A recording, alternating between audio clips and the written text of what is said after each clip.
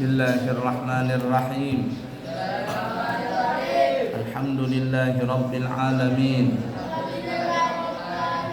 Allahumma salli wa sallim ala sayyidina Muhammadin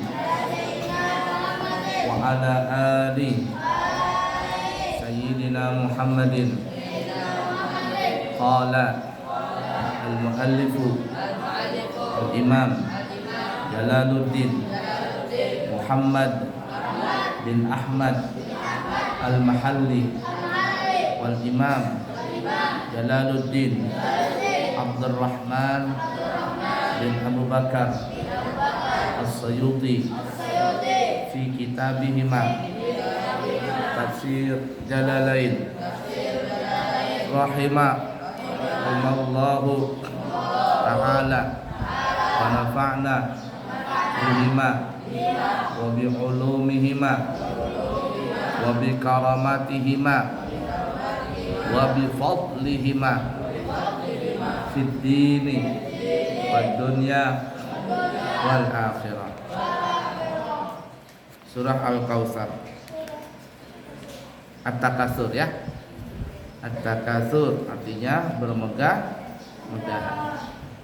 At-Takatsur itu bisa juga diartikan tidak mau kurang, kepinginnya lebih dan lebih.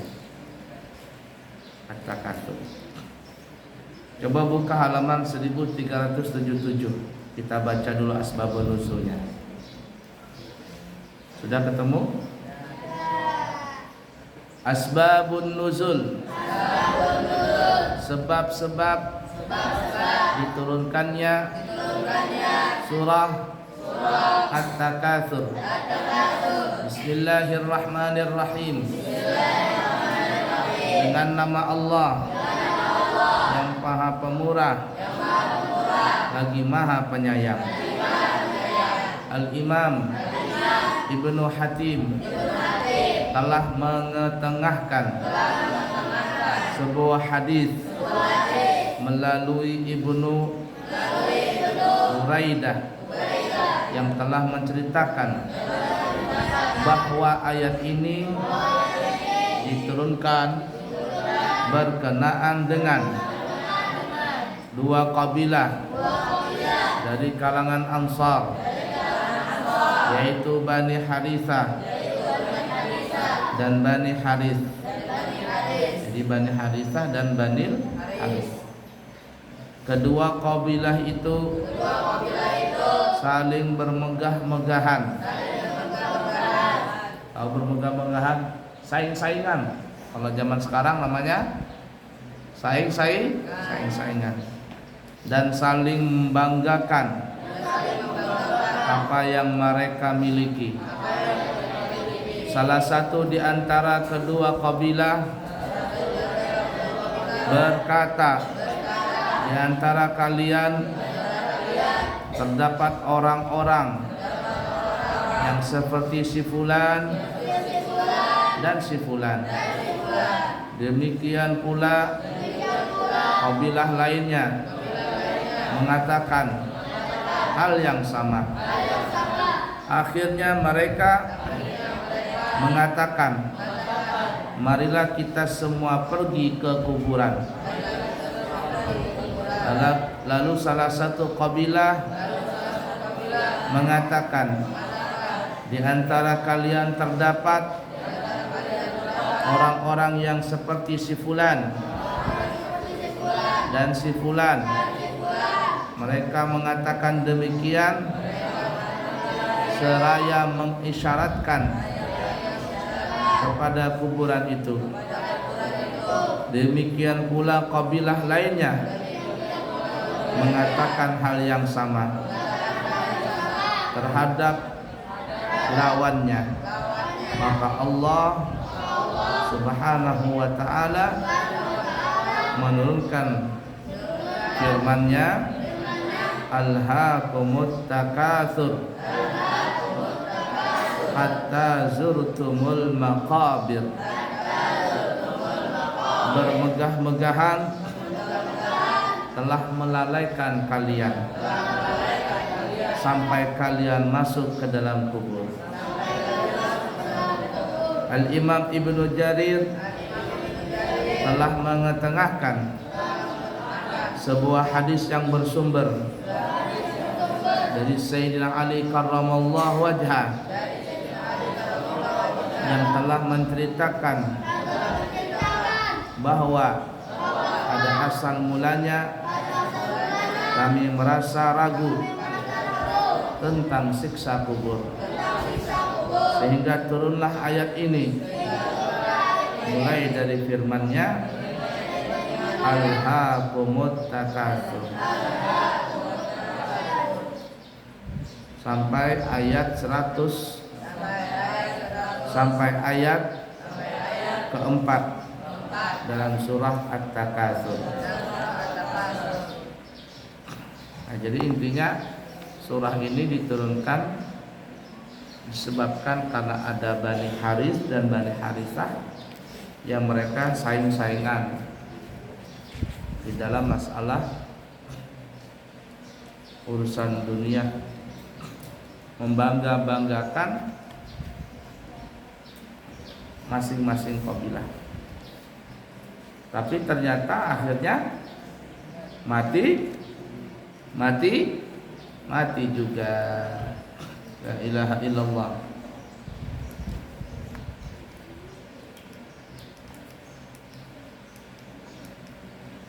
Baik, halaman 1375, bukan. Surah At-Takatsur artinya bermegah-megahan. Surah ini dikelompokkan Makkiyah, memiliki 8 ayat dan turun sesudah surah Al-Kautsar. Inna a'tainakal kautsar. Ya. Jadi berapa ayat tadi ini? 8 ayat. Kelompok mana? Makkiyah.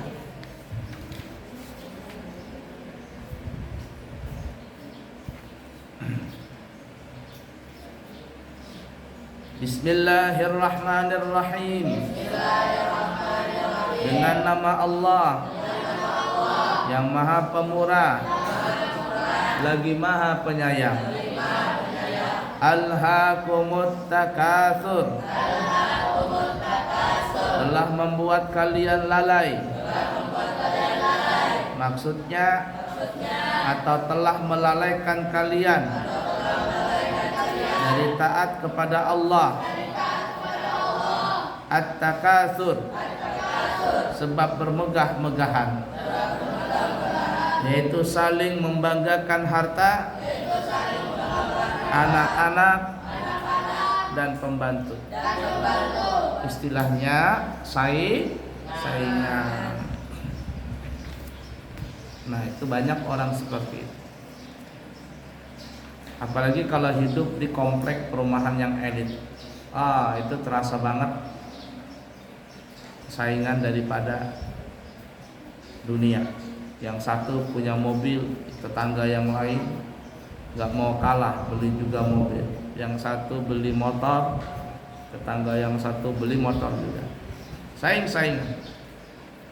Karena saing-saingan di dalam dari dalam masalah urusan dunia, sehingga orang itu bisa lalai tentang akhirat, tentang mengingat Allah. Padahal harta benda apapun juga itu nanti di akhirat diminta pertanggungjawaban. Yang paling banyak harta nanti banyak pertanyaannya juga. Min aina hasalta wa ila aina anfaqta. Dari mana kamu dapat harta itu dan kemana kamu menginfakkannya, kemana kamu mempergunakannya, membelanjakannya. Jadi kalau orang banyak hartanya, di akhirat banyak juga pertanyaannya. Nabi Sulaiman adalah nabi yang paling kaya. Rabbi firli wa habli mulkan la yanbaghi li ahadin min ba'di innaka antal wahhab. Ya Allah, ampunilah aku, kata Nabi Sulaiman. dan berikanlah aku kerajaan yang tidak ada saingannya seorang pun, yang tidak ada saingan setelahku ini. Jadi gak ada saingan Nabi Sulaiman. Mulai zaman dulu sampai akhir zaman, Nabi Sulaiman paling kaya. Siapa yang paling kaya zaman sekarang? Katanya yang paling kaya adalah Raja Sultan Bulkiah. Raja Sultanul Bulkiah. Siapa itu? Raja Brunei. Kaya katanya. Oh, katanya Raja Salman di Saudi. Ada lagi katanya pendapat yang terbaru, survei yang terbaru, orang paling kaya sedunia adalah Raja Thailand. Rajanya orang Thailand, itu paling kaya sedunia. Tapi dengan Nabi Sulaiman belum ada seujung-ujungnya pun. Nabi Sulaiman paling kaya. Nabi Sulaiman masuk surga. Tapi Nabi Sulaiman dikatakan adalah orang yang paling terakhir, nabi yang paling terakhir dimasuk ke dalam surga. Para nabi dan rasul itu berjumlah 100 berapa? 124.000. Ada yang mengatakan demikian. Berapa jumlah nabi? 124.000. Disaring menjadi 313 rasul. Disaring lagi yang wajib kita imani, Adam, Idris, Nuh, Saleh, Ibrahim dan sampai Nabi Muhammad berapa? 25. Disaring lagi menjadi ulul azmi berapa? 5 orang. Nabi Adam, Nabi Ibrahim, Nabi Musa, Nabi Isa, Nabi Muhammad. Ada yang mengatakan Nabi Nuh juga termasuk. Paling kaya Nabi Sulaiman. Tapi Nabi Sulaiman adalah nabi yang paling terakhir masuk ke dalam surga. Kenapa? Karena saking banyaknya perhitungan masalah harta itu. Jadi kamu nanti umpama jadi orang sukses, jadi orang kaya, punya perusahaan, punya bos batu bara, jadi bos batu bara, jadi pejabat, jadi wali kota, jadi gubernur, jadi menteri, apalagi jadi presiden. Pertanyaannya banyak di akhirat. 1 rupiah ditanya, 1 helai benang pun ditanya. Ada cerita, benar atau tidaknya wallahu a'lam.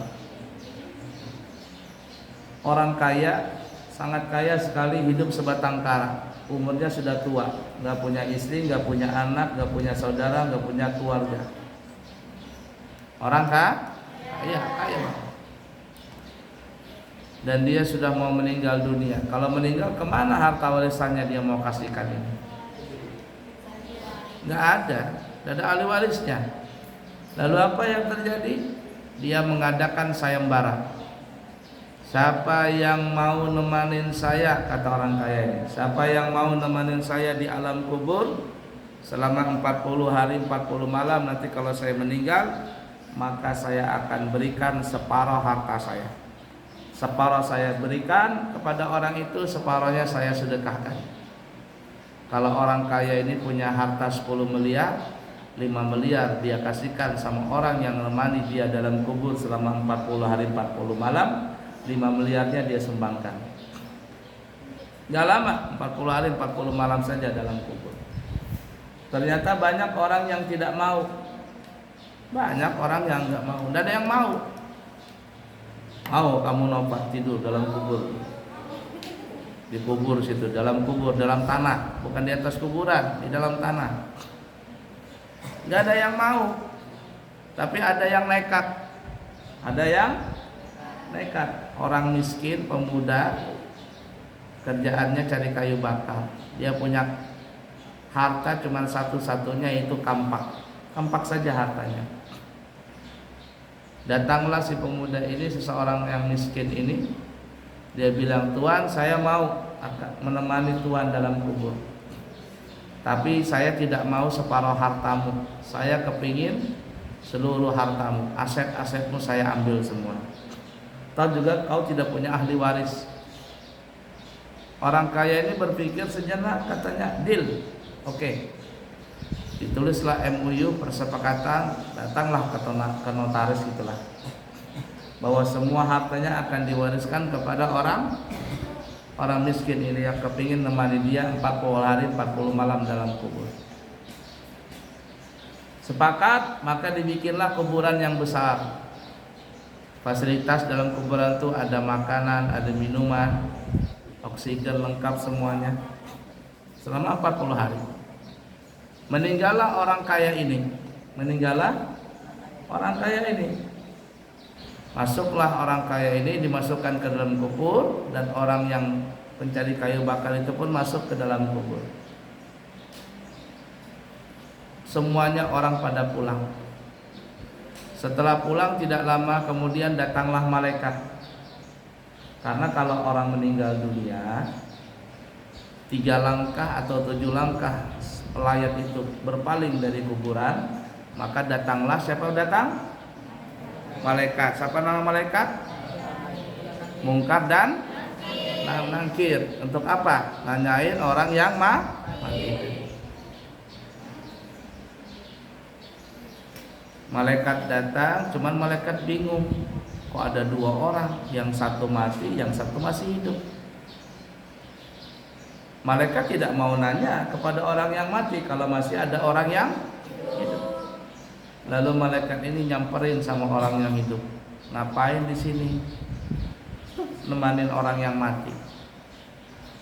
Akhirnya malaikat pulang. Besok datang lagi. Ternyata masih ada orang ini. Masih di sini? Iya. Nggak kerja? Enggak.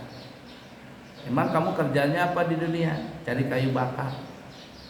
Pulang lagi malaikat. Besok datang lagi. Kayu bakarnya punya siapa? Nggak punya siapa-siapa di hutan. Besok datang lagi, pulang datang lagi. Kamu cari kayu bakar pakai apa? Pakai kampak. Pulang lagi malaikatnya. Besok datang lagi. Kampak itu punya siapa? Punya saya. Pulang lagi malaikat. Besok datang lagi. Kamu dapat kampak itu dari mana? Saya beli, katanya. Pulang lagi malaikat. Besok datang lagi. Kamu beli pakai apa? Pakai duit. Pulang lagi, datang lagi besoknya. Beli uang punya siapa? Uang saya. Pulang lagi, besok datang lagi. Kamu dapat uang tuh dari mana? Dapat uang tuh dari mana? Ini itu pertanyaannya malaikat selama 40 hari. Pertanyaannya hanya sekitar masalah kampak saja. Padahal cuman hartanya hanya cuman kampak. Hartanya satu-satu cuman kampak, gak ada yang lain. Setelah 40 hari, orang-orang pada kumpul di atas kuburan karena kepingin tahu bagaimana ceritanya orang yang dalam kubur, masih hidup atau sudah mati juga atau gimana ceritanya. Tiba-tiba dibongkarlah kuburan itu, dan kemudian keluarlah orang yang miskin tadi dari kuburnya. Setelah dia keluar dari kubur, dia berkata, ampun, katanya, ampun, saya tidak mau hartanya orang itu. Yang 10 miliar saya tidak mau, cukuplah saya jadi orang miskin, katanya. Orang-orang pada bingung, kenapa seperti itu? Dia bilang karena selama 40 hari malaikat Mungkar Nakir datang kepada saya menanyai tentang masalah kampak saja. Padahal harta saya cuma satu-satunya kampak. Bagaimana kalau yang 10 miliar itu? Pertanyaannya sangat berat sekali. Aku nggak mau jadi orang kaya. Akhirnya dia tidak mau yang 10 miliar tadi, ibarat kata dia cuma punya harta yang satu kampak tadi. Hati-hati nanti kalau kita jadi orang kaya, Abuya nggak tahu ada yang kaya nanti, ada yang jadi pejabat, nggak tahu.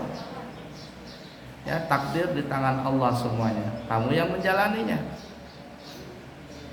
Ya, yang putra bisa jadi orang kaya, yang perempuan bisa jadi bersami jadi orang kaya. Anda tahu. Hati-hati, jangan bermegah-megahan, jangan saing-saingan. Kalau mau senang hidup itu apa ya caranya? Bersyukur.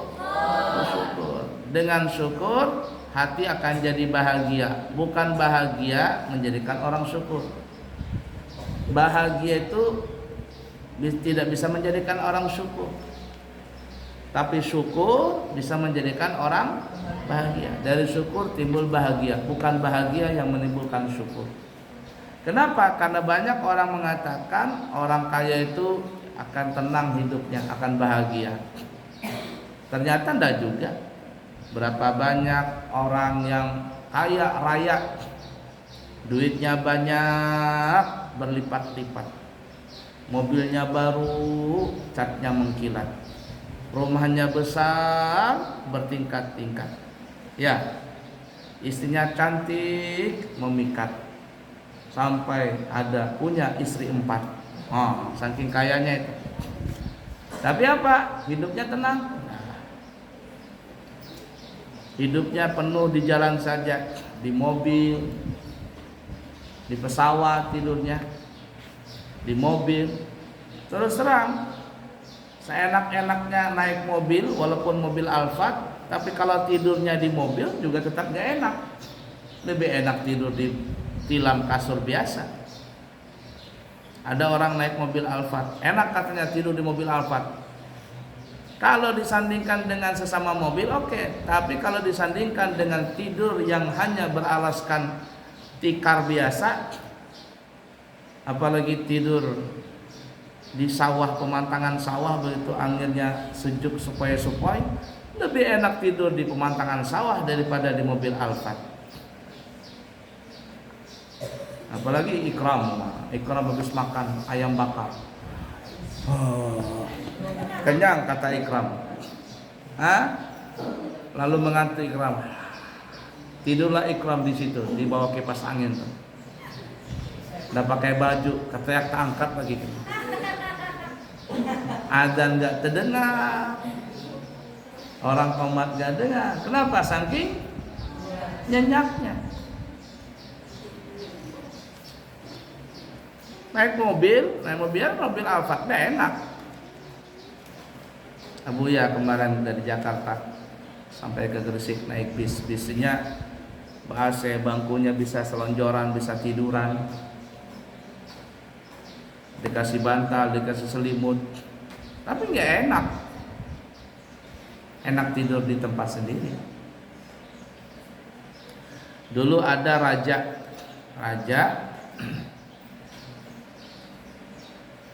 ini nggak bisa tidur berhari-hari.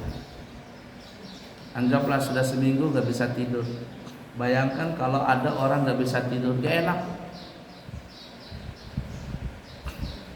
Kalau orang tuh sudah bisa tidur susah.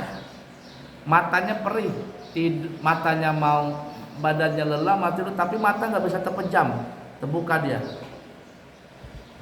Apa namanya? Penyakit apa namanya itu? Insomnia. Pokoknya itulah, nggak bisa tidur. Raja ini sudah cari tabib, cari orang dokter, tapi tidak ada yang bisa menjadikan raja ini bisa tidur. Suatu ketika sang raja ini berangkat ke hutan dengan ajudannya. Ayo anak buah, kita pergi ke hutan. Berangkatlah raja ke dalam hutan dan dia mendapati pada saat itu ada seseorang pemuda, seorang laki-laki tidur di bawah pohon. Sampingnya ada kampak, dia tidur begitu. Raja ngelihat, enaknya ini orang tidur, tidak beralaskan spring bed, cuman hanya tidur di bawah pohon dengan alas seadanya. Nggak takut ada ular, ada buaya, ada harimau, nggak ada rasa takut, tenang dia tidur di bawah pohon besar. Coba kalau kita tidur di bawah pohon itu pergi malam-malam, takut, siapa tahu ada ular, siapa tahu ada tuyul. Kalau tuyul masih lumayan, kuntilanak, katanya, atau genderuwo gitu. Raja ngelihat ini, enaknya tidur orang ini. Lalu kata raja, bangunin itu orang. Raja minta sama ajudannya, bangunin orang itu. Saya mau tanya, gimana caranya bisa tidur nyenyak? Orang tadi dibangunin, fulan bangun. Orang ini bangun, ketika ngelihat raja dia langsung langsung hormat. Siap raja. Kata raja, biasa saja, biasa, tenang. Maafkan saya raja, apakah saya ada salah? Nah, kata raja, kau tidak ada salah. Saya cuma kepingin nanya, gimana caranya kamu bisa tidur nyenyak seperti itu? Gimana caranya kamu bisa tidur nyenyak seperti itu? Kata orang ini, maafkan saya raja, saya tidur seperti ini nyenyak karena saya capek. Capek gimana? Saya motong kayu pakai kampak ini. Saya capek lalu ketiduran. Kalau sudah capek tidur itu sudah nyenyak. Kata raja, kalau begitu boleh nggak saya injam kampakmu? Saya ikut kerja bersamamu. Orang ini bilang, tidak salah raja. Tidak salah, karena saya sudah tidak bisa tidur berhari-hari. Baiklah, kata orang ini, kalau memang engkau kepingin silakan. Ajudannya, tentaranya nggak bisa mengelak. Diamin saja, rajanya ikut kerja gitu. Cari kayu pakai kampak, lumpang. Dapat 2-3 jam, raja kecapean. Ajudannya nggak ada yang berani bicara, diam, cuman jagain saja begitu. Takut kalau ada binatang buas dan sebagainya, cuman jagain. Kecapean raja, duduk sebentar, kehausan minum, ada kue-kue dikit, nasi, makan dia. Perut kenyang, ya, kecapean. Lalu siang raja tadi tidur, terak. Tidak ada yang berani bangunkan raja. Dapat 3-4 jam raja tidur, ngorok aja. Ajudannya jagain. Setelah itu raja 3-4 jam bangun dari tidurnya. Lalu dia merasa segar. Alhamdulillah alladzi ahyana ba'da ma amatana wa ilaihin nusyur. Kata raja tadi, terima kasih ya, kau telah mengajarkan aku untuk bisa tidur. Padahal tipsnya cuma satu tadi, ikut kerja, kecapean, perut lapar, lalu makan, minum, kenyang, tertidur akhirnya. Kata raja, kalau begitu saya akan berikan kamu hadiah yang banyak. Si pencari kayu bakar tadi diberikan harta benda sama raja, emas perak yang banyak. Nih, ambil. Ternyata apa ya? Sifat syukur tadi yang bisa menjadikan orang bahagia, bukan bahagia yang menjadikan orang syukur. Syukur bisa menimbulkan bahagia. Tapi kalau bahagia, kisahnya aja katanya bahagia. Keluarga yang berbahagia, punya mobil, punya rumah, punya ini dan segalanya, tapi hidupnya enggak tenang. Coba lihat artis-artis itu. Menikah, baru dapat sebulan 2 bulan bercerai. Bahkan ada yang baru-baru nih, entah artis entah apa, baru 2 hari suaminya orang mana itu, orang Arab, ganteng, berewokannya rapi, bukan berewokan jelek, ganteng. 2 hari bercerai. Kenapa? Karena tidak bersyukur. Nah, sifat manusia itu suka bermegah-megahan, jalan kaki. Orang yang jalan kaki kepingin punya sepeda, yang sepeda kepingin punya motor, motornya motor, umpama motor apa itu? Vario. Sudah punya Vario kepingin NMAX. Sudah punya NMAX kepingin Ninja. Sudah punya Ninja kepingin mobil. Mobilnya mobil pickup. Mana Padil? Mobil pickup. Mana Padil? Mobil TV. Mobil pickup. Sudah mobil pickup, nanti kepingin mobil Kijang Innova. Setelah Innova mobil Alphard. Mobil Alphard kurang apa lagi? Ferrari. Setelah itu dapat apa lagi? Beli helikopter. Helikopter kepingin pesawat. Sudah punya pesawat, pingin kapal pesiar dia beli.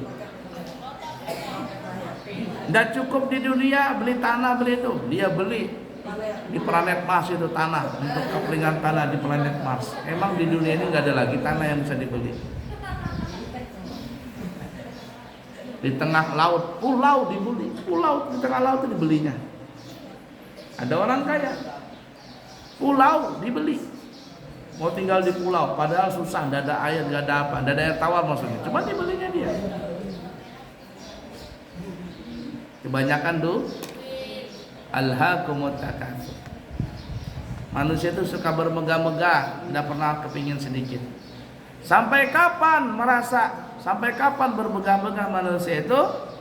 Hatta zurtumul maqabir. Ikutin. Hatta 1 2 3. Hatta zurtumul maqabir. Sampai kalian masuk ke dalam kubur. Alias kalau sudah mati, tidak ada lagi kepingin.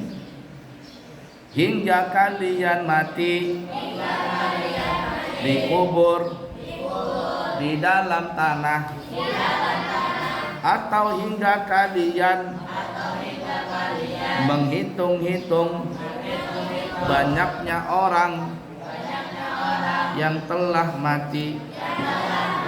Ya, kalau sudah mati baru terasa.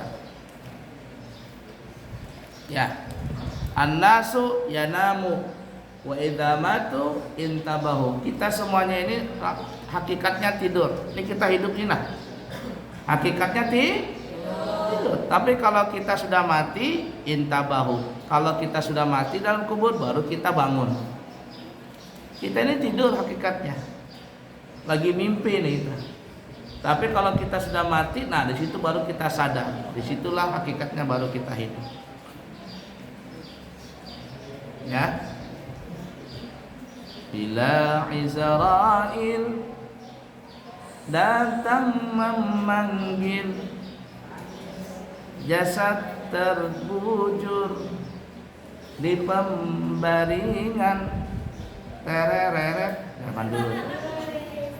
Bila Israel datang memanggil, jasad terbujur di pembaringan, seluruh tubuh akan menggigil, sekujur badan dan kedinginan, seluruh tubuh akan menggigil, sekujur badan dan kedinginan.